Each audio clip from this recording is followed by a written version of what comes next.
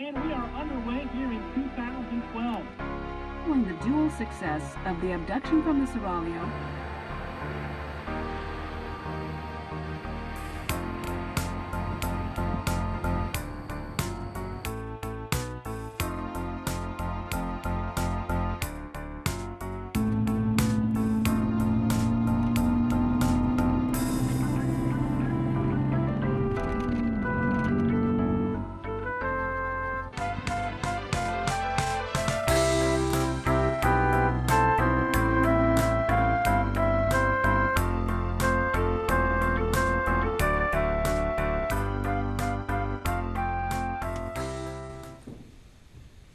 Hello, friends and members of Center Presbyterian Church in Slippery Rock.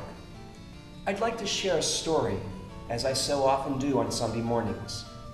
A man told his close friends, "You know, I come from a family of writers. My sister writes books, but nobody will read them. My brother writes music that no one will listen to. My mother writes plays that no one will see. And my father, well, he writes checks that no one will cash."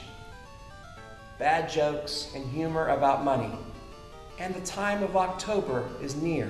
It must be stewardship time for the church.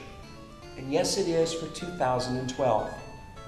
Our church has a long-standing tradition of giving and serving. Recently, we added a new roof and have renovated our social hall. There are so many important people in the life of our church who give and do to make us who we are. But we need a theme for each year. What could it possibly be for 2012? Well, we could do a nice three-point idea, that God needs your time, your talents, and your treasures. We could look at some biblical revelations, the fact that Jesus talked more about money than he did prayer. We could look backwards at some of the things we have done. We had a spiritual GPS a few years ago, and last year we made it more reflective. Your tithe was between you and the Lord. I want to plant this seed. The needs of the church do not change. The needs of the church do not change.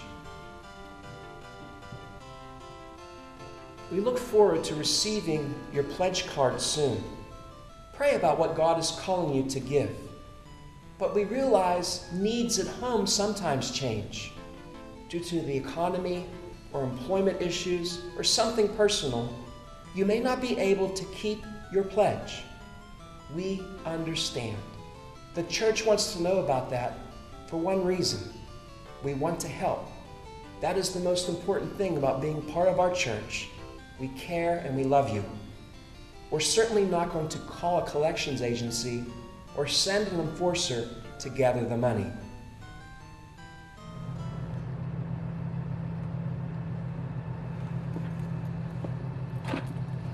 Billy sent me over. Says you're late on your pledge. Billy doesn't like it when you're late on your pledge. I'd like to share a scripture verse with you from James chapter 1, verse 17.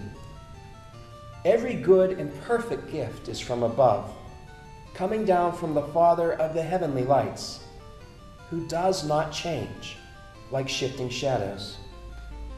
Well, we've said the needs of the church do not change. We've read from Scripture that God does not change.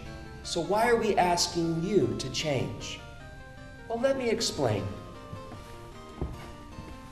Our MIS committee has come up with a new and creative way to ask you for more giving without draining your pocketbook. This will be in addition to the important pledge card that you turn in like you do most years. We're asking you simply to change for Jesus. Yes, gather the change that you have from your life. From the moment you receive this video, please place your change in a container, gathering it from the supermarket, the gas station, the dollar store. And you will be surprised at how much extra change you have. In my own life, I use an empty Planters peanut container.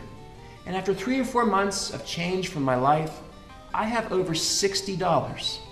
Just how much do you think you might have if you change for Jesus. Hey Nick, what are you doing? Never mind, give me a hand. I'm just trying to reach this chain. On a Sunday in the spring, we are going to ask each of you to bring in your change to the church. And we are going to have a very special and noisy offering. We will count that money, we will gather it, and that'll be an additional surprising pledge that anyone of any age can participate in. Please know how important each of you are to the future and the ministries of this church. And please be praying and notice how much you can change for Jesus this day. Have a great day.